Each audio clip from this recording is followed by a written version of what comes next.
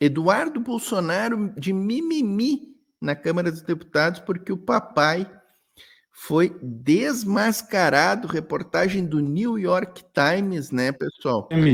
Trazendo uma reportagem do New York Times trazendo que o Bolsonaro se escondeu na Embaixada da Hungria durante 2 noites, pernoitou 2 noites lá, festinha do pijama, né, na Embaixada da Hungria. Vamos ver como é que repercutiu isso aqui, ó, pessoal. Então agora abafar esse fiasco da esquerda, né, o fim do caso Marielle, trazendo uma visita de Bolsonaro à Embaixada da Hungria. O que está mais escandaloso nisso é que ninguém está perguntando por que essas imagens vieram à tona agora. Por que esse vazamento se deu através de um site, de um jornal norte-americano? Creio eu que se for algum empregado da embaixada, que isso seria vazado para algum jornalista nacional, né? Mas eu ia até utilizar... Ué, mas ele está reclamando do quê? Que vazou as imagens? Qual é o problema? Sempre fugindo do foco da notícia, que é o fato do Bolsonaro estar. O que o Bolsonaro estava fazendo na embaixada, pessoal? Essa é a grande questão aí, se vazou, não vazou, se foi plano da CIA. É querer desviar o foco, né? A tribuna hoje para comentar um outro fato, que é a tentativa de fuga ou de asilo em embaixada do ex-presidente Jair Bolsonaro. Que coisa feia. Ele vai à embaixada da Hungria, mas não pensem que aquilo era apenas para se refugiar. Era também porque, como disse o presidente Lula, é um covardão. Mas não é apenas isso, ele quer de lá, ou queria de lá, ficar insuflando a desordem, a instabilidade política no Brasil, que foi o que ele fez durante 4 anos para tentar um autogolpe e depois no 8 de janeiro para tentar um golpe. Esse é o modus operandi de Jair Bolsonaro e do bolsonarismo. Ele agora já é culpado por falsificar cartão de vacina. Eu peço a Vossa Excelência puderem dar mais 1 minuto, que isso é importante. Ele já é culpado por falsificação de cartão de vacina. Isso é grave. Falsificar cartão de vacina durante a pandemia. Ou seja, um processo de que a pandemia não valia nada e que as pessoas podiam morrer como morreram. Se dependesse dele, mais morreriam. Ele será agora indiciado pelo roubo das joias, não tenham dúvida disso, e posteriormente pela tentativa de golpe. Só da tentativa de golpe são 29 anos de cadeia, o cálculo que fez a CPMI. As coisas só se agravam para o fugitivo que foi fugir na Embaixada da Hungria, onde lá tem um premier neofascista e racista, que não quer mistura na Hungria. Esse é o bolsonarismo, presidente. O Rogério Correia, né, que é bom a gente lembrar, fez parte da CPI do golpe, né, pessoal? Então ele conhece bem aí essas acusações contra o Jair Bolsonaro e as outras 60 pessoas que foram indiciadas na CPI do golpe. E uma coisa que é importante a gente lembrar, essa fuga do Bolsonaro para a embaixada, 2 noites Bolsonaro fica na embaixada se escondendo, ela se dá concomitantemente àquela operação da Lesa Pátria da Polícia Federal, que fez buscas e apreensões nas casas do general Heleno, do Braga Neto e dos bolsonaristas lá em Angra dos Reis. Foi ali no mês de fevereiro, né, pessoal? Então, não é uma coisa assim, uma ida à embaixada fora de contexto. Não, ela está dentro desse contexto das investigações da polícia e é evidente que Bolsonaro foi à embaixada para fugir de suas responsabilidades. Isso é evidente, pessoal. Isso já está evidente. Vamos ver quem mais fala aqui nesta sessão. Senhor presidente, Lindbergh Bolsonaro Farias. volta amanhã à Polícia Federal. Vai ter que se explicar. O que ele foi fazer na Embaixada da Hungria? 40 horas na Embaixada da Hungria. No dia 8, a operação conduzida pelo ministro Alexandre de Moraes apreendeu o passaporte diplomático dele. Para quê? Para impedir fuga. No dia 12, ele faz uma convocação do ato do dia 25. Ficou com medo, desesperado. Chega à noite na Embaixada da Hungria. Senhores, o que é isso? Tentativa de fuga. queriam anistia com Vitor Orbán, líder da extrema-direita. Alguém duvida disso? Sabe quais são os pré-requisitos para a prisão preventiva? Vou dizer a vocês: tentativa de fuga. Aqui é importante, olha, pessoal. Aqui, esse é requisitos da prisão preventiva. Porque tem muita gente aí tentando desvirtuar esse tema e dizendo, mas não tem crime nenhum. Não tem crime nenhum do Bolsonaro ir à embaixada da Hungria. Mas a questão não é ter crime, a ida à embaixada da Hungria. A questão é que a ida à embaixada da Hungria configura-se uma fuga da aplicação das leis brasileiras.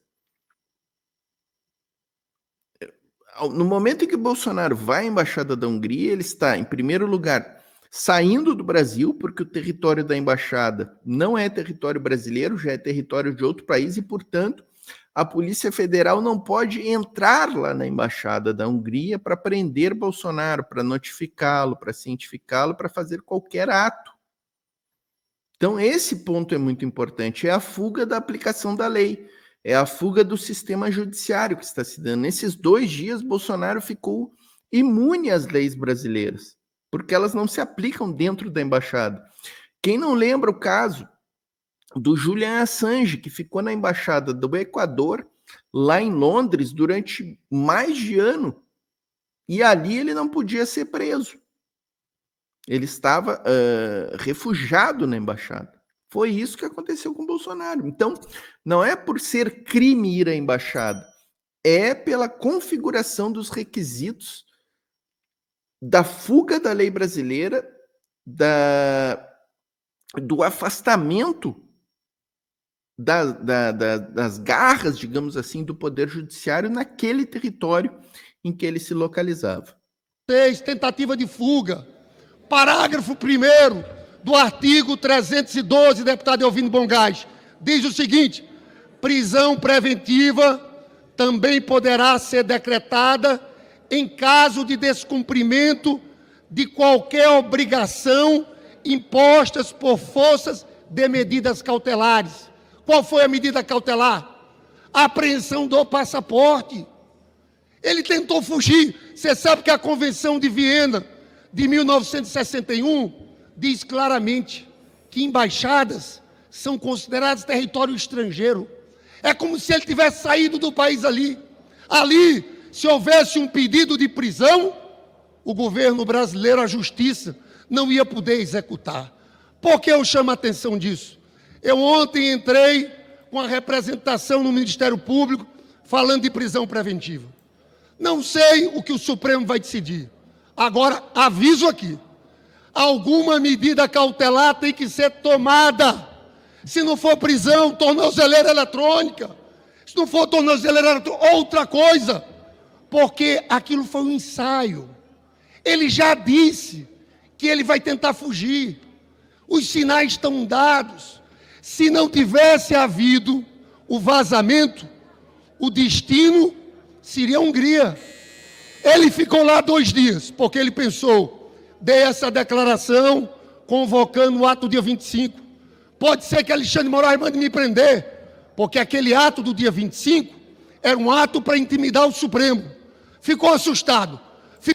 Esse ponto é interessante, né, pessoal? Em vários vídeos que eu fiz aqui no canal, eu falei que essa convocação do ato da Paulista configurava um dos requisitos para prisão preventiva, porque Bolsonaro estava incitando ali uma manifestação, né, e assim, nitidamente atacando as investigações, né, nitidamente tentando constranger o Supremo, tentando jogar a opinião pública contra o Supremo para se proteger.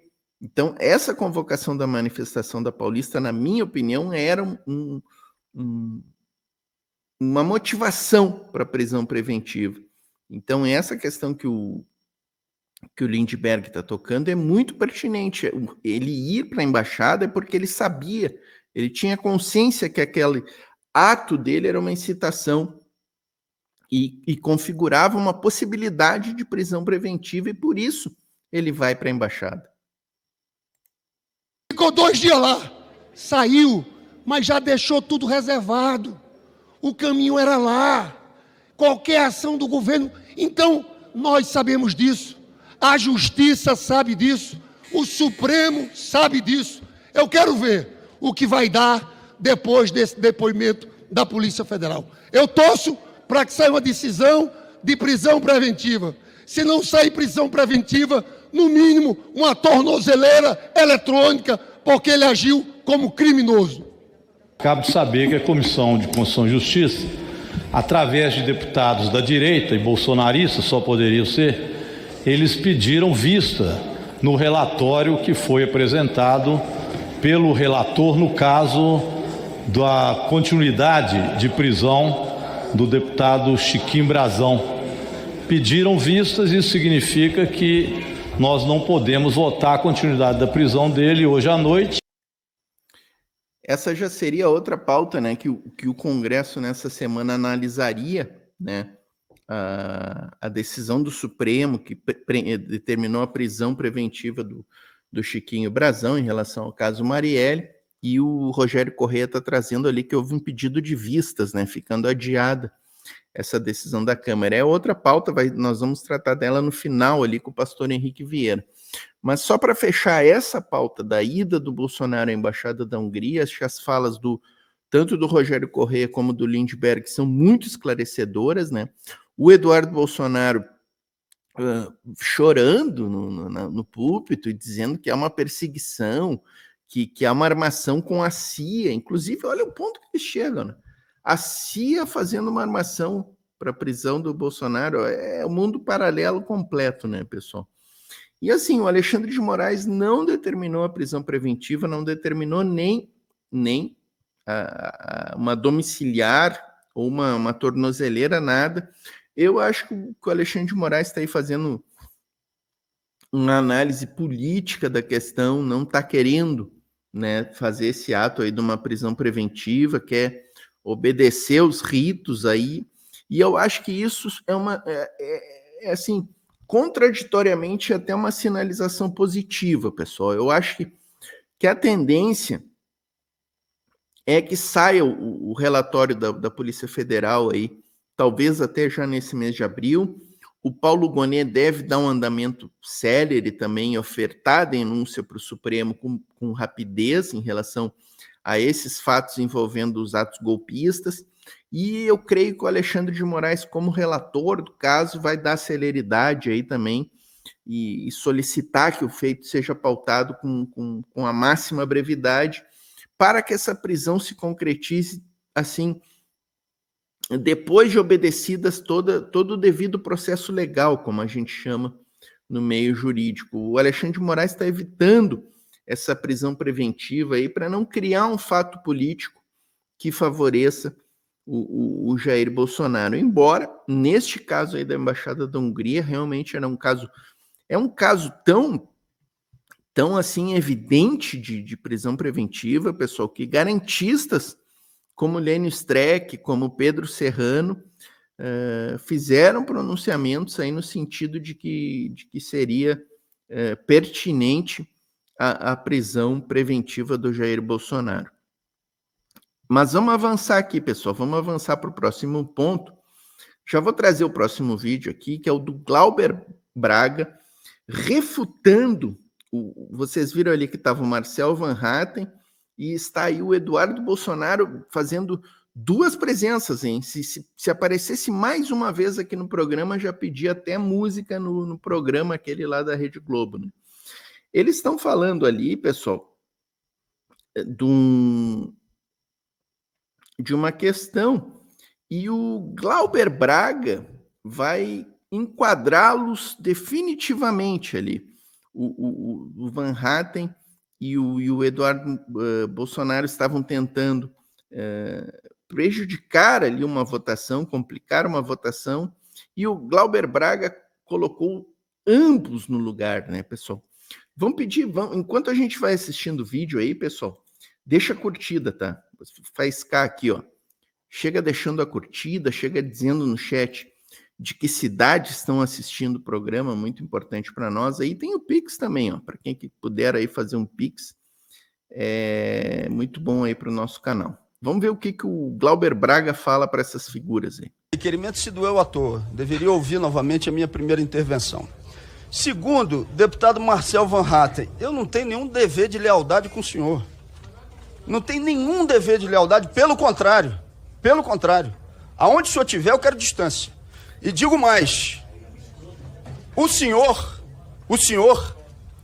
tem que dar lealdade e prestar bênção aos bolsonaristas, que foi o que o senhor sempre fez. Então, não venha querer dar lição de moral, porque comigo não vai colar. Deslealdade é apoiar o genocídio de Netanyahu. E o senhor Eduardo Bolsonaro, nenhuma novidade. É genocídio com genocida. É Netanyahu e Bolsonaro. Os dois se combinam e se defendem. Mas aqui não. Aqui vocês não vão ter da nossa parte passada de mão na cabeça para esse tipo de articulação internacional. O pessoal está em obstrução.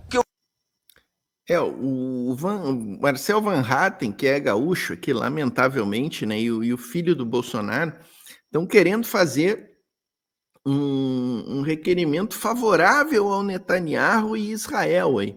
Israel que massacra os palestinos, aí são mais de 30 mil palestinos assassinados, né? Quase 15 mil crianças, pessoal.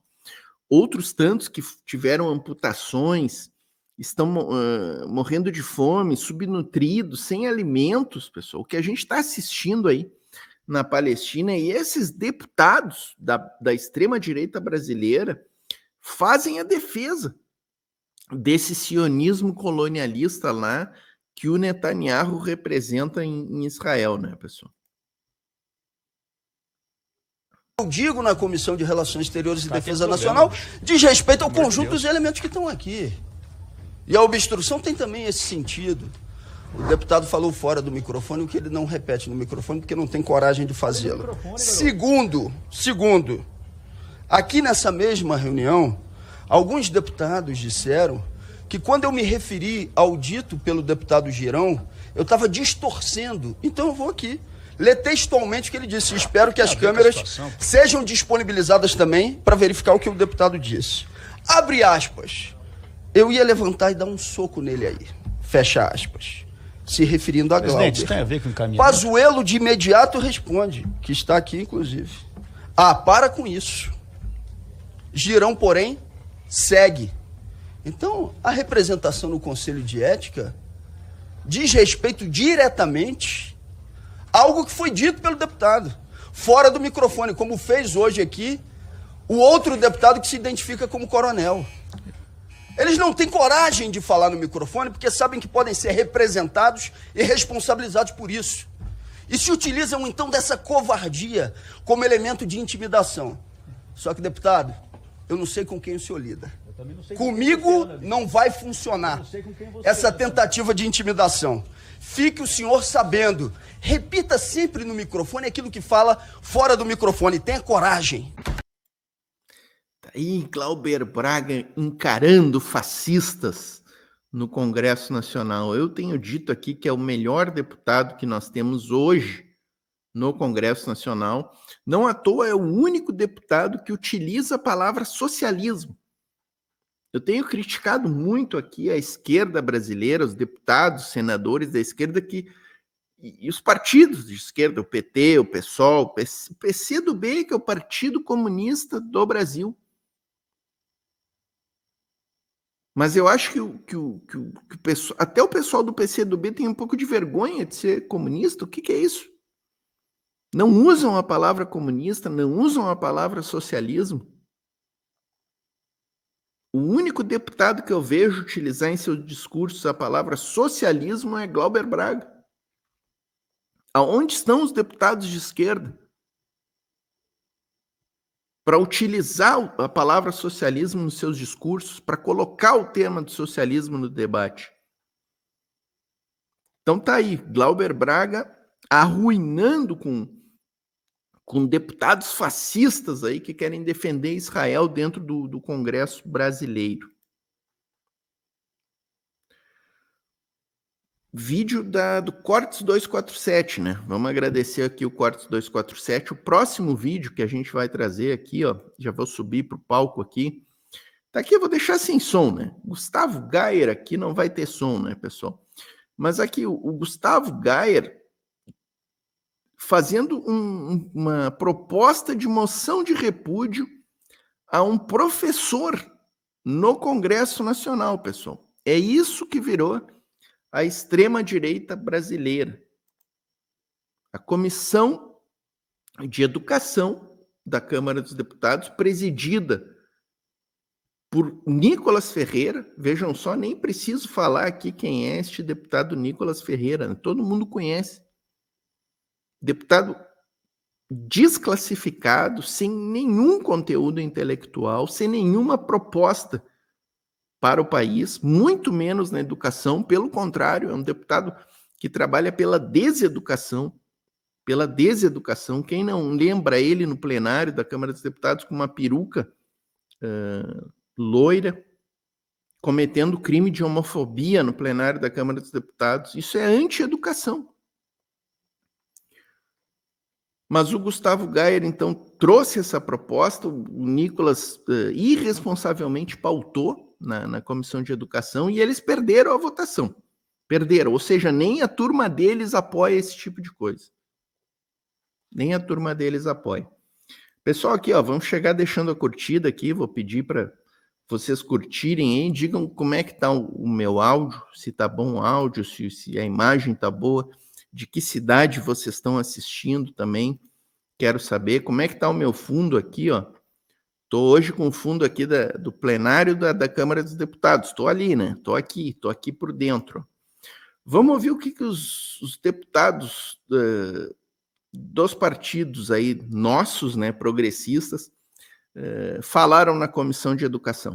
Tarcísio Mota... De fato, de mais uma dessas manifestações, de uma parcela, né, da extrema-direita que resolveu ter ganhos políticos eleitorais em cima da perseguição a profissionais da educação. Há um elemento claro aqui de se aproveitar da promoção de um pânico moral, porque isso desvia a atenção dos reais problemas da educação brasileira e, ao mesmo tempo, faz desta comissão um palanque para continuar esse discurso que, por várias vezes, foi derrotado política e na própria justiça. Ninguém é professor no Brasil porque sonha em ser milionário sendo professor. Muito pelo contrário, em algum momento das suas vidas descobriu e entendeu que a sala de aula poderia ser um espaço para construir um mundo melhor.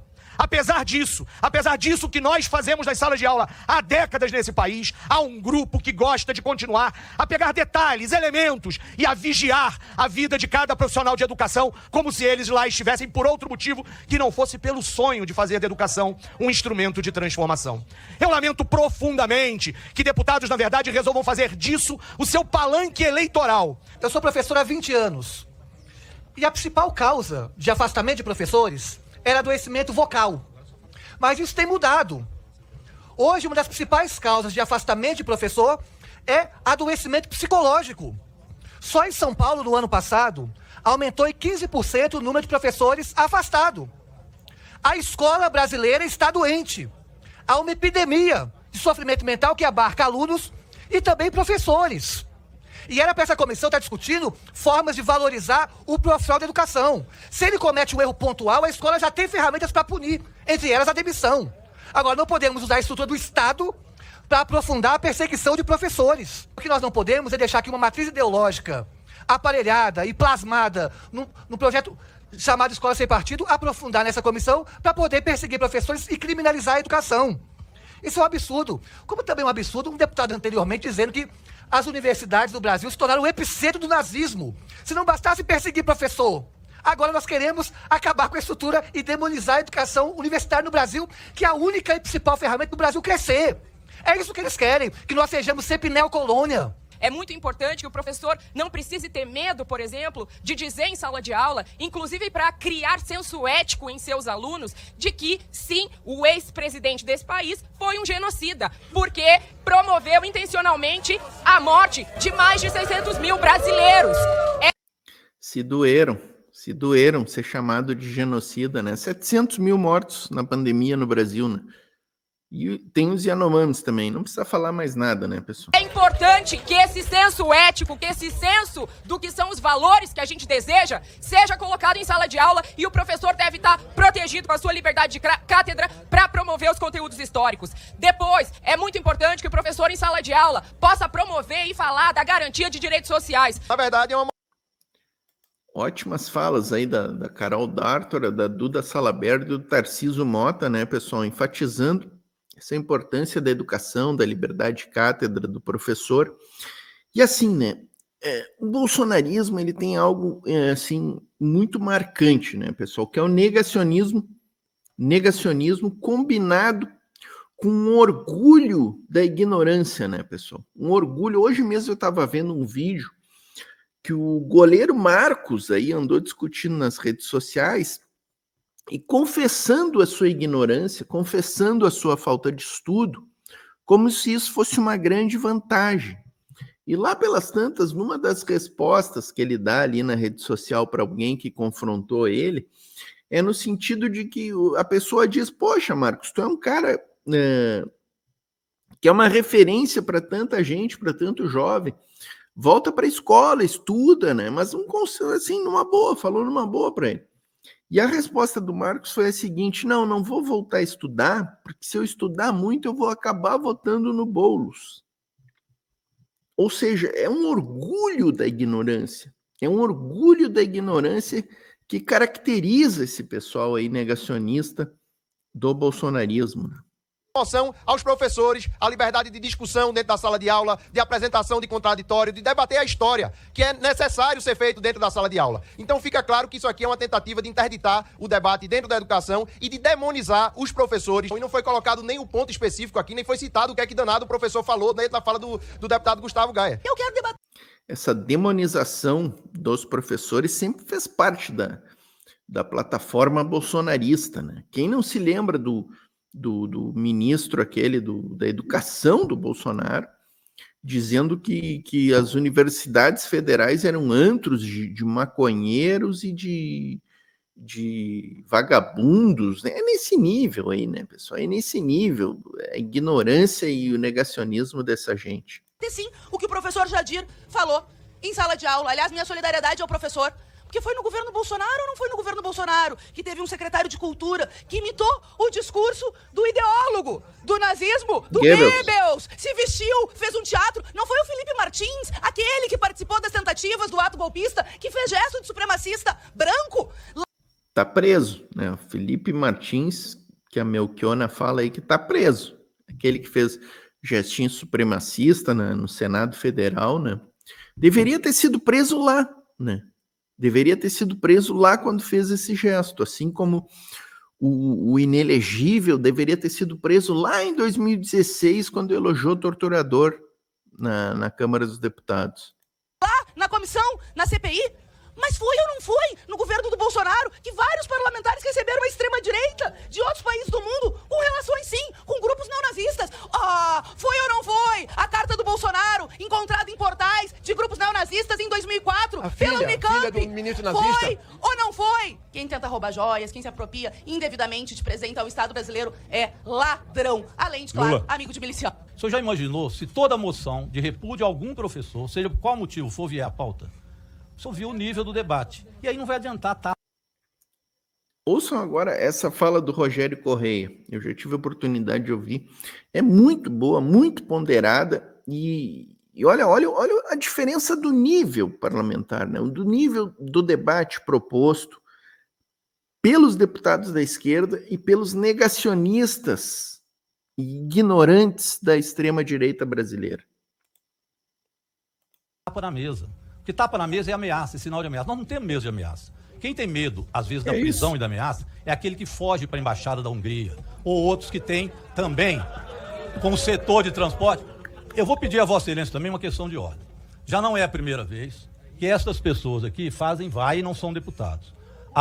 Podem vaiar, para que a gente identifique. E continuam fazendo a mesma coisa. Se isso faz parte da presidência de Vossa Excelência, nós não vamos ter uma comissão de educação que funcione. Será tapa na mesa, vaias. É isso a comissão de educação? É assim que fazem. É assim que eles justificam. Então justificam sempre. Agora, tem razão, professor, porque a comissão não pode ser também, com Vossa Excelência, presidente. Para concluir, deputado. Vou concluir. Também não pode ser uma sequência de comentários da presidência. A presidência preside. Ela não faz observações sobre cada fala, senão nós não temos um processo democrático. Eu não faço sobre cada fala, deputado. O Faz seu tempo, quase inclusive, todas. já exauriu. E eu Por exemplo, agora, você não me deixou nem concluir. O senhor terminou. Aí, excelente fala do Rogério Correia, né? Que o Gustavo Gaia iniciou essa tentativa de moção de repúdio, aí o professor dando tapa na mesa. Enfim, acho que ficou bem resumida aí, né, esse debate aí. Importante, eles perderam a votação. Perderam, foi 20-14, se não me engano, ou seja, nem a direita brasileira está de acordo com esse tipo de postura, de proposta aí da extrema-direita fascista que está representada por esse tipo de gente aí. Então, assim, foi uma derrota cachapante deles nessa tentativa de cercear a liberdade de cátedra aí de um professor lá do estado de Minas Gerais. Próxima pauta, pessoal. Próxima pauta aqui é um vídeo muito importante. Deputada Jandira Fegali fazendo uma fala marcante aqui sobre os 60 anos do golpe de 1964. Ditadura nunca mais, tá, professor? Pessoal, ditadura nunca mais. Pedi desde logo aqui, ó, chega deixando a curtida, me digam aí se o som tá bom, se o áudio tá bom, se a imagem tá boa, se estão gostando aqui do meu fundo, eu no meio dos deputados aqui no plenário, tô dentro do plenário, né, pessoal? Quero saber de que cidade vocês estão assistindo aí o programa. Quem não está inscrito no canal, se inscreva, ativa o sininho para receber as notificações. Vamos ouvir aqui a Jandira Fegali. A palavra democracia, presidente, foi a palavra mais utilizada por nós nos últimos 10 anos. Uns para defendê-las e outros, viúvos do autoritarismo, para violentá-la. Agora, nos próximos 31 de março e 1º de abril, fará 60 anos de um período em que as trevas predominaram no nosso país. Um presidente legítimo foi deposto por um golpe militar. Golpe militar esse que via em Jango o que eles diziam de uma ameaça comunista, porque tinha sido ministro do Trabalho de Getúlio Vargas, porque pretendia cumprir as reformas de base no Brasil, acabar com o analfabetismo. E esse golpe, na verdade, escondia algo muito maior. Importante falar, né? Acabar com o analfabetismo, não só isso. Queria fazer reforma agrária, uma reforma agrária tímida, aliás, mas mesmo sendo tímida, apavorou a burguesia, os grandes latifundiários do Brasil. E o Jango também queria tocar em pontos importantes do sistema financeiro, da remessa de recursos para o exterior, querendo proteger a soberania nacional, a indústria nacional, a Petrobras, que já havia sido criada na década anterior por Getúlio Vargas. Então, o Jango representava a soberania nacional, o nacionalismo e a tentativa de se implementar uma pequena reforma agrária, não era nem uma grande reforma agrária, e aí já mexeu com os bichinhos da burguesia nacional, né, e da burguesia internacional, né, que também ficou muito, muito preocupada com essa intenção aí do Jango de mexer na remessa de recursos para o exterior. Que era viabilizar aqui a agenda do imperialismo norte-americano, uma agenda da concentração de renda, uma agenda da pobreza, uma agenda de concentração de poder, e que teve como tempero central o cerceamento das liberdades políticas, da liberdade de organização, da liberdade de expressão, da liberdade de militância, da liberdade dos sindicatos. Perseguiram Paulo Freire, perseguiram estudantes, professores, pesquisadores, assassinaram estudantes. E aqui já vai minha homenagem em nome de 3 deles: Onestino Guimarães, o jovem José Guimarães, da Faculdade de Filosofia de São Paulo, e Edson Luiz, da luta do calabouço. Brutalmente assassinados pela ditadura fascista. apoiada pela mídia brasileira, né? Sempre é bom a gente trazer esse ponto. O golpe de 64 foi amplamente apoiado por jornais como Folha de São Paulo, Estadão. A Rede Globo cresce nesta época do golpe, né? A Rede Globo não era nada em 64 e a partir dali, com os militares, né, fomentando a Rede Globo, ela vira o que é hoje, né? Então, a gente tem a presença da mídia do empresariado brasileiro mergulhado no golpe. Inclusive, muita gente que logo em seguida do golpe percebeu o erro que havia cometido e quando tentou voltar atrás já não conseguiu mais, como são os casos do Lacerda, do Adhemar de Barros, que era o governador do estado de São Paulo, o próprio Magalhães, governador de Minas Gerais, todos cassados, todos foram cassados. E não eram nem figuras da esquerda, eram figuras da direita brasileira. Lacerda. O Lacerda é o cara que levou Getúlio Vargas ao suicídio em 54. Era um grande golpista, foi um dos maiores apoiadores do golpe. E foi cassado em seguida.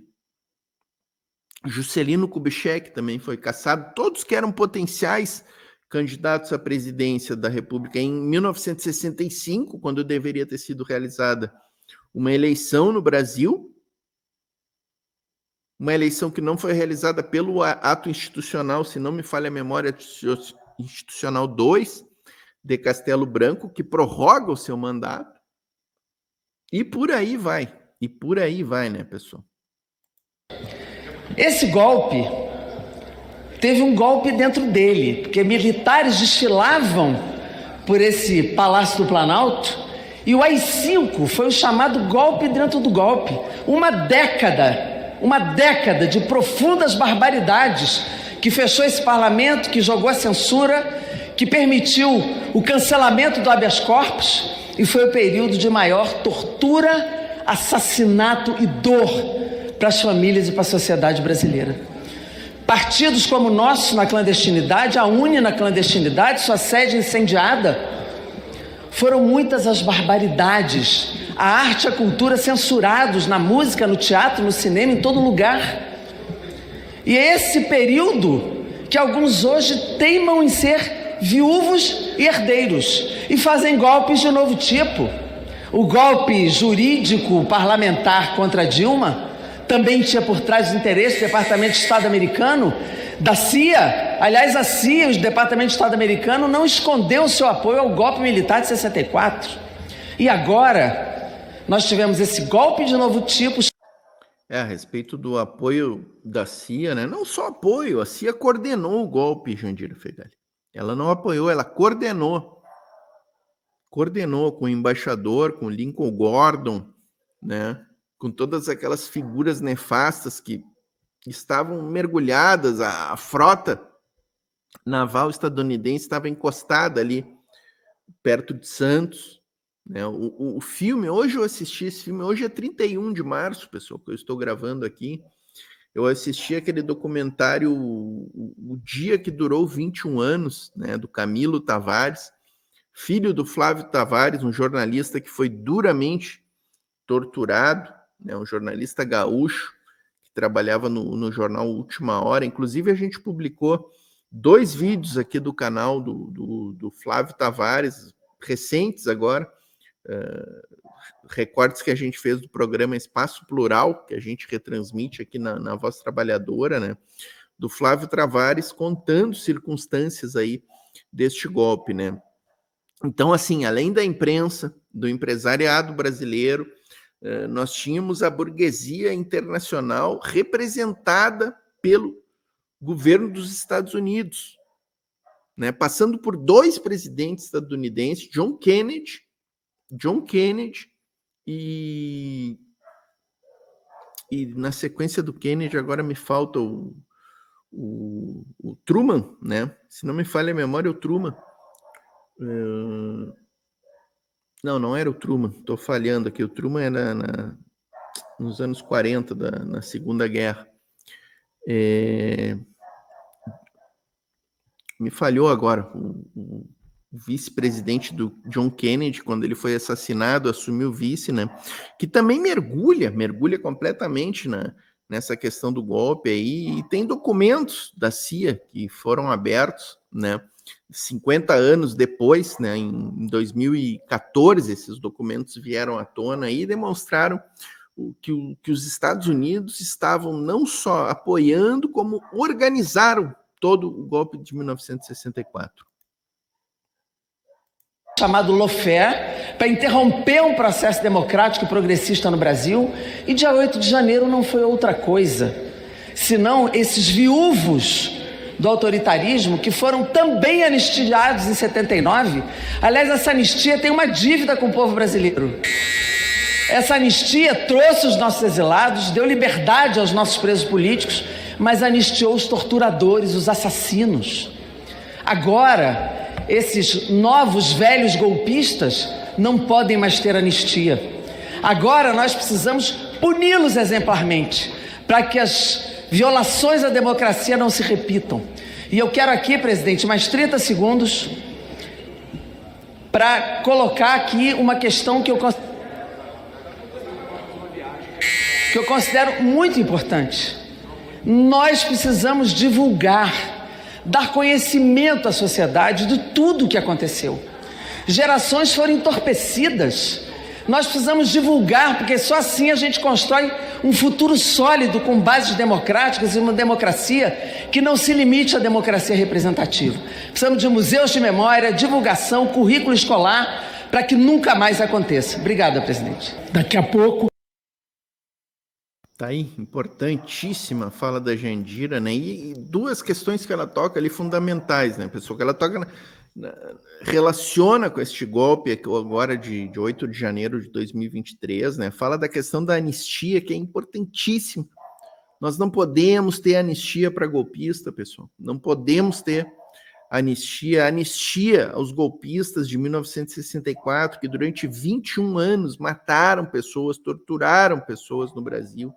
A anistia para essa gente foi o que possibilitou a gente ter o golpe de 2016, possibilitou ter 2018, possibilitou ter a eleição deste genocida. Agora, novamente, em 23, a gente tem aí a intentona golpista de 8 de janeiro, e essa gente não pode ter anistia, não pode. Outro ponto que a Jandira tocou importantíssimo ali, as viúvas do golpe de 64. Hoje, 31 de janeiro, o general Mourão, senador da República, pessoal, fez tweets elogiando novamente o golpe de 64. E não vai acontecer nada com o general Mourão, pessoal. Não vai acontecer nada com quem faz apologia de golpe de Estado, com quem faz apologia à tortura. Nós vamos continuar anistiando essa gente. Não é possível, pessoal. Não é possível. Então, assim, fica esse vídeo aí da Jandira. Achei que era fundamental trazer esse tema nessa semana, né? Do golpe de 64. A gente precisa recordar memória, verdade, justiça.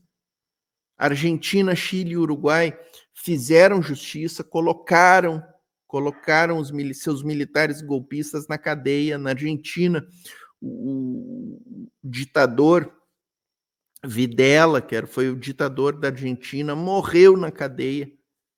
Pinochet morreu na cadeia. No Uruguai, todos os militares relacionados, os de mais alta patente, foram punidos pela justiça uruguaia. O Brasil é o único país que não acertou as contas com estes militares golpistas, e até hoje isso reverbera em nossa sociedade, infelizmente, pessoal. Infelizmente. Bueno, vamos para a última pauta aqui, ó. O Zuco ó, pessoal. Deputado Zuco Gaúcho, lamentável deputado. Deixa eu pedir aqui, antes de começar esse outro ponto, ó, pedir a curtida aqui para vocês e pedir para vocês me dizerem aqui no chat de que cidade estão assistindo aí o programa. É importante para a gente saber. Quem puder contribua aqui com o canal também, deixa um Pix aí, quem puder, né? Quem tiver condições, é importante aí para manutenção do nosso trabalho. O Zuco, basicamente, pessoal, fez uma fala lamentável aqui, diminuindo a questão do assassinato de Marielle Franco. E eu estou deixando sem som aqui porque não vou dar palco para esse tipo de discurso fascista, canalha, discurso canalha diminuindo o assassinato de uma pessoa. Então aqui, na Voz Trabalhadora, não vai ter voz esse tipo de gente. Não vai ter voz. Nós vamos assistir na sequência aí o pastor Henrique Vieira, que vai trazer uma fala histórica e memorável a respeito desse episódio aí e desse fato. Sincero, eu estou com o coração pesado, porque eu nunca comemorei violência nem morte sobre ninguém. Eu era amigo pessoal da Marielle. Para mim ela não era uma bandeira, é uma amiga. Daí na semana que a Polícia Federal chega à conclusão, os senhores se inscrevem para exaltar Bolsonaro, criticar a Polícia Federal e dizer que quem, sei lá, enfrenta a polícia vai para o saco, quando ficou reconhecido. Vejam bem, né, pessoal? Criticando a Polícia Federal. Não era essa turma da extrema-direita que fazia apologia às polícias, bandido bom é bandido morto, toda aquela falácia, né, pessoal? E agora eles são críticos da atuação da polícia. É muito oportunismo, né, pessoal? Que, por exemplo, a Polícia Civil do Rio de Janeiro tem parte no assassinato da Marielle. Eu não sei se isso é esquerda ou direita. Às vezes eu acho que eu fico com dificuldade de encontrar palavras. Eu estou aqui há 1 ano e vossas excelências sabem. Temos diferenças importantes sobre segurança pública. Mas na semana que a Polícia Federal chega à conclusão do caso, com reconhecimento internacional, vossas excelências exaltam Bolsonaro, criticam a Polícia Federal e desconsideram que tudo aponta que corrupção policial está matando pessoas todos os dias no Rio de Janeiro. É inacreditável. Chega num nível que eu não sei se é diferença de concepção ou se há uma petrificação da capacidade de sentir. Porque não precisa gostar da Marielle, mas é uma mulher com 5 tiros na cabeça. Uma parlamentar como a gente, no âmbito municipal. Não tem uma fala de solidariedade. A Polícia Federal resolve o caso e só criticaram a Polícia Federal por causa do Mauro Cid num áudio. Ele está vivo, graças a Deus. Quero que assim ele permaneça, seja julgado com retidão. Desejo nenhum mal a ele, nenhum mal ao Bolsonaro. Jamais brincaria com a asfixia das pessoas com Covid, por exemplo. Chega uma hora que me parece maldade mesmo, sadismo, indiferença. Porque é uma mulher preta? Porque era uma militante de direitos humanos? Nós podemos morrer? Porque eu não desejo a morte de ninguém. Esta semana, senhores, Chiquinho Brazão, deputado federal que foi vereador, conselheiro do TCE, Rivaldo Barbosa, chefe da Polícia Civil, nomeado pelo Braga Neto na véspera. Eu não estou aqui levantando hipóteses. Tem que só investigar essa nomeação. Só investigar, com retidão. O executor, Rony Lessa, matador, escritório do crime, ex-PM, adido da Polícia Civil. Motivação, até agora, acho que precisa ser melhor entendida. Milícia e expansão territorial da milícia no Rio de Janeiro. Então nós temos deputado, conselheiro, chefe de polícia, com relação com matador que é pago por milícia. Isso é um caso muito paradigmático, né, gente? Porque são autoridades estatais, né? Conselheiro de um tribunal de contas, parlamentar, delegado, envolvidos na organização de um assassinato. né, altamente relacionados com a milícia carioca, né? Então, é muito paradigmático esses fatos que estão vindo à tona, né? E a expectativa, pelo menos a minha expectativa, é de que se aprofunde mais essas investigações, porque eu acho que tem muito mais sujeira embaixo desse tapete. Tem muito mais sujeira para aparecer neste caso aí. Importante que apareça. Importante, muito importante que apareça. O que está acontecendo no Rio de Janeiro? O doutor Rivaldo era o chefe da Polícia Civil que recebeu a família da Marielle, que abraçou a dona Marinette, que abraçou a Aniele, que recebeu a ligação do Marcelo Freixo na mesma noite. Se isso estiver correto, ele avalizou, concordou, planejou, ele sabia antes o que acontecia, o que aconteceria, e depois foi abraçar a família. E depois ajudou a obstruir a justiça. Por isso, 6 anos para chegar a essa conclusão. Inclusive, tem declaração da Aniele, né, sobre esse fato aí, sobre a surpresa que ela teve ao tomar conhecimento, né, do envolvimento do delegado Rivaldo pela lembrança que ela tinha, né, da noite do crime, deles sendo recebidos na delegacia, né. É realmente chocante.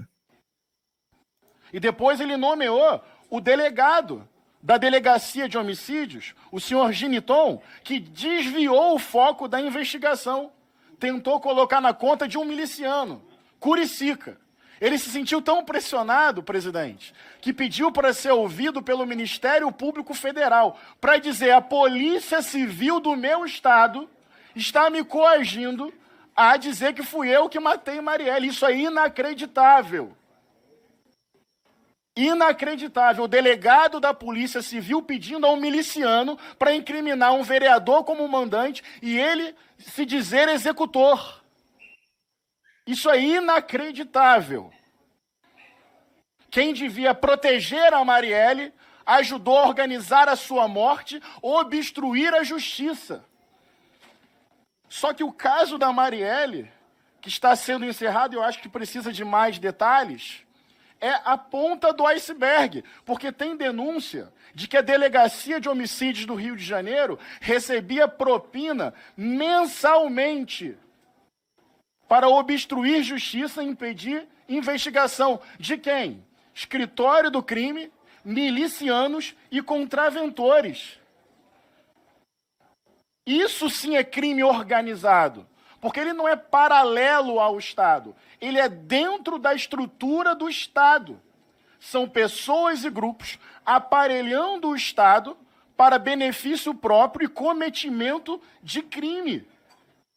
Então são políticos, olha a cadeia de relação, são políticos que nomeiam pessoas dentro da estrutura da polícia. Essas pessoas dentro da estrutura da polícia recebem propina do crime organizado, da contravenção e da milícia. Meu Deus, ninguém falou disso.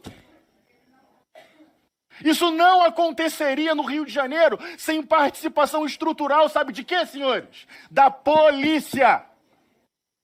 E sabe como é que se defende a polícia? Denunciando quando ela é corrupta, desvio de foco, quando ela é parte da máfia. Sabe quem sofre? Bons policiais. Vamos imaginar, eu acredito que tem muitos bons policiais na delegacia de homicídio e na Polícia Civil.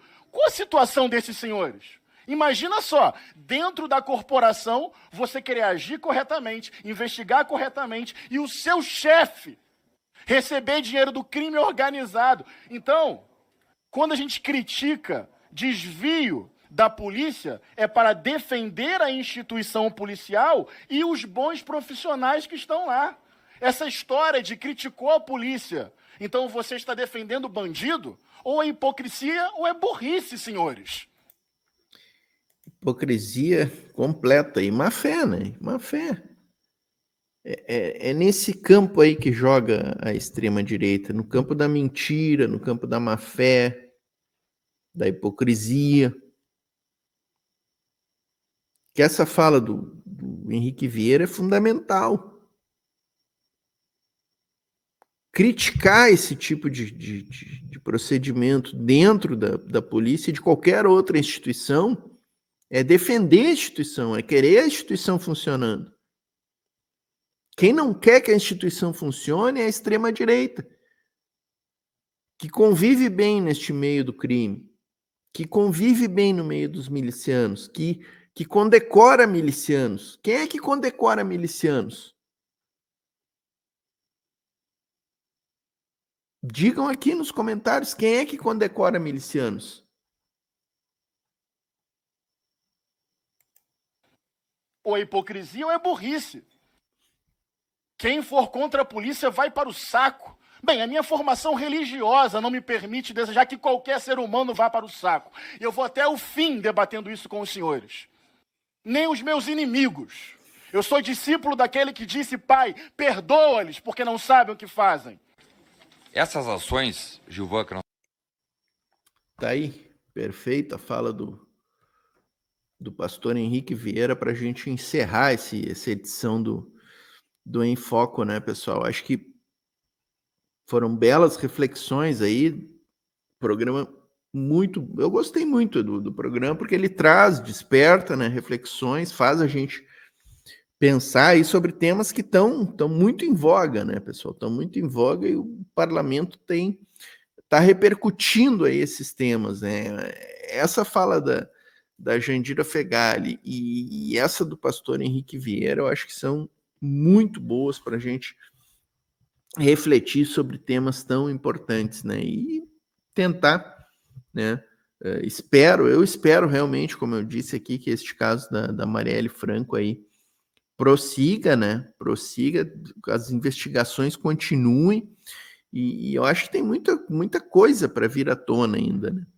Essa semana agora houve já um outro delegado envolvido, possivelmente fará uma delação aí, e eu acho que sim, que a gente pode ter aí novos fatos, novas pessoas envolvidas e enfim, acho que podemos chegar... Vocês lembram que eu gravei um vídeo, né, com aquelas 5 nomes, né? 5 nomes para a gente não esquecer, no caso Marielle, né? E eu acho que nós vamos chegar nesses 5 nomes aí. Espero que consigamos chegar aí nos 5 nomes, né, pessoal? Deixa eu agradecer aqui, pessoal. Agradecer quem chegou até o final aqui do programa, né? Estamos encerrando. Vou pedir aqui, ó, quem puder, faz aquele Pix, né? Quem não deixou a curtida ainda, deixa a curtida. Quem chegou até o final é porque gostou, então inscreva-se no canal, ativa o sininho para receber as notificações aí das próximas transmissões. E voltaremos na próxima semana aí com Em Foco no Congresso. Valeu, pessoal.